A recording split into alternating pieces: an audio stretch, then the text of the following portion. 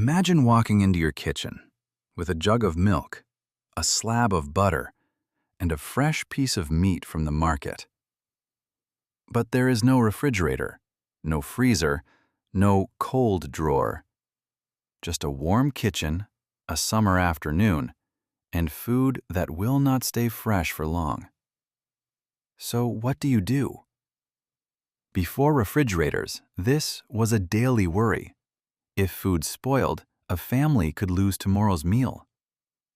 On a hot afternoon in the late 1800s, a woman steps into her kitchen, carrying milk, butter, and meat. The room is warm, the windows are open, and already she is thinking about time. The milk cannot sit out too long, the butter must stay cool, and the meat must be cooked or saved before it turns bad. She looks toward the cellar door, then toward the wooden icebox in the corner. For most of history, keeping food fresh took planning, work, and a little luck. The first answer was simple: use the cold places nature already made. People stored food in cellars, caves, wells, streams, and shaded rooms. Underground and near cold water, the air stayed cooler. A cellar could protect vegetables.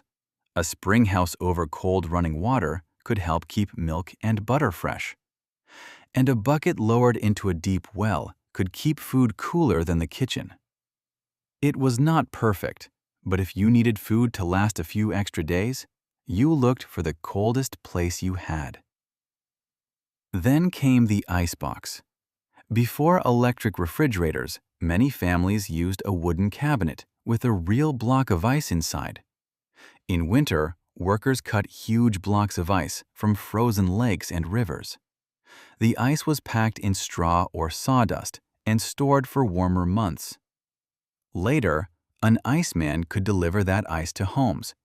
He carried the heavy block with metal tongs and placed it inside the icebox. As the ice slowly melted, cool air moved downward and chilled the food below. Milk, butter, meat, leftovers. But it still took effort. The ice melted, the water pan had to be emptied, and families had to know when more ice was coming. So the icebox was not powered by electricity. It was powered by ice, delivery schedules, and hard work. But what if cold was not enough? What if the ice ran out? What if food needed to last for weeks or months? Then people preserved it. They salted meat and fish. They smoked food over slow fires. They dried fruits and herbs. They pickled vegetables in vinegar or brine. And they canned food in jars. Each method solved a different problem.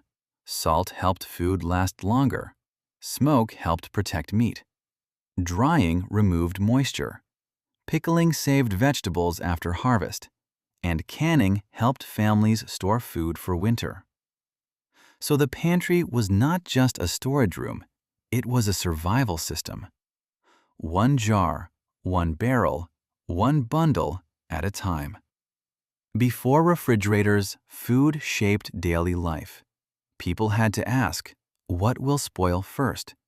What should we cook today? Is the cellar cool enough? Is there enough ice? Can this be salted, smoked, dried, or pickled? A hot day could change the plan. A missed ice delivery could matter. A full pantry could bring comfort. An empty one could bring worry. So the next time you open your refrigerator and cold air spills out, remember this. For most of human history, keeping food fresh was a daily battle against warmth, time, and spoilage. People used the cool earth. They used ice cut from winter lakes. They used salt, smoke, vinegar, cellars, wells, jars, and patience. Before refrigerators, food storage was not just a kitchen habit. It was quiet wisdom built into everyday life.